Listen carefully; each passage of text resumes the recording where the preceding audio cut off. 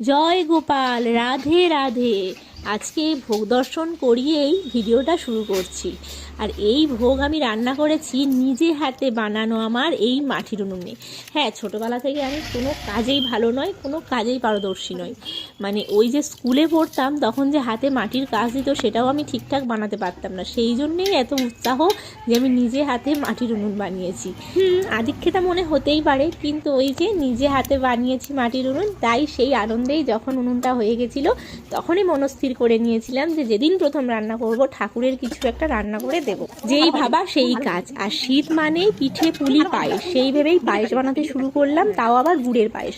রেসিপিটা খুব ভালো করে তোলা হয়নি, তাও আমি মুখে বলে দিচ্ছি। প্রথমে জল দিয়েছিলাম, জল একটু উষ্ণ গরম হতেই গুঁড়ো দুধ গোলার জন্য তুলে নিয়েছিলাম। তারপরে দিয়ে দিয়েছিলাম 250 মতো গরুর দুধ, তার সঙ্গে দিয়ে দিয়েছিলাম 1 লিটার মতো বাজার থেকে কিনে আনা লিকুইড দুধ।